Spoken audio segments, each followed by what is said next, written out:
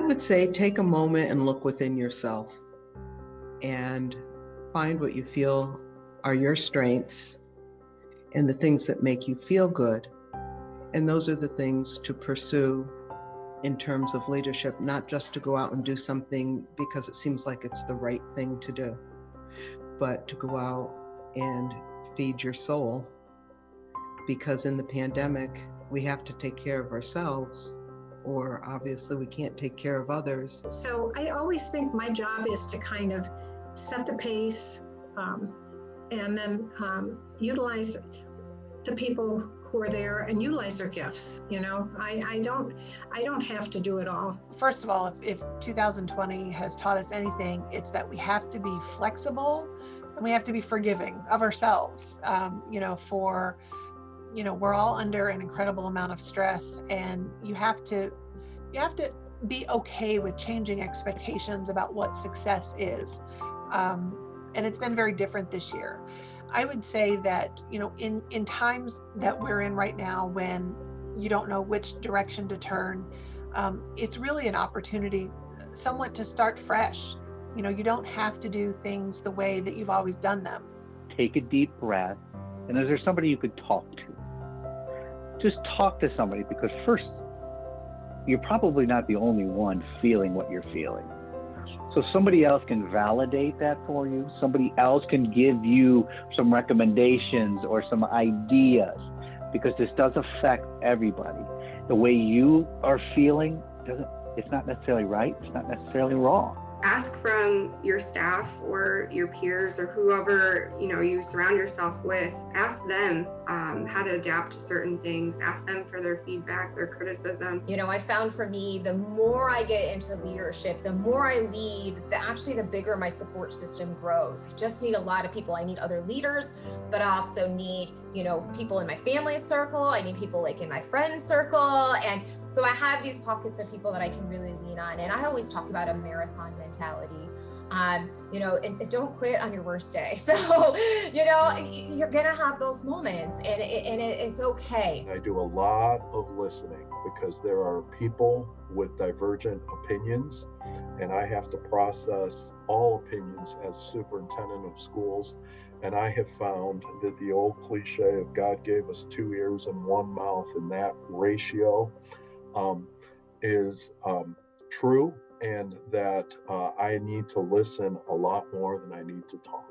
So I would just say, be careful and understand there are huge implications to every decision you make, but when you make the decision, move forward. So I was looking down earlier because I had just got done reading a quote from Maya Angelou that I absolutely loved. And it says, "I've learned that people will forget what you said, people will forget what you did, but people will never forget how you made them feel." And so through this time where things are so hard and so tough, just remember that, one, what you have inside of you is valuable. You're you, that there's nothing else that anyone else can take away to stop that from happening. And you have such a unique part and such a unique purpose to give back to this world. And the world needs you to do that, especially now more than ever. I think leaders have to be held accountable. I think more than anything else, though, leaders have to lead by example. It's not enough to have a leadership role that was designated by authority, but you have to prove you're a good leader by showing what a good leader does. So that's stepping up and putting in the time and energy and effort to help solve the problems that need to be solved. I think it's important that leaders stay knowledgeable on what's the most important thing to stay healthy and keep their teams healthy, and that they're leading by example, that we are inspiring our teams to continue to do what they do well, despite some of these challenges, but just making sure they stay safe. My advice is for other leaders, reach out to other people, contact, be purposeful about maintaining relationships. Human beings are designed for relationships.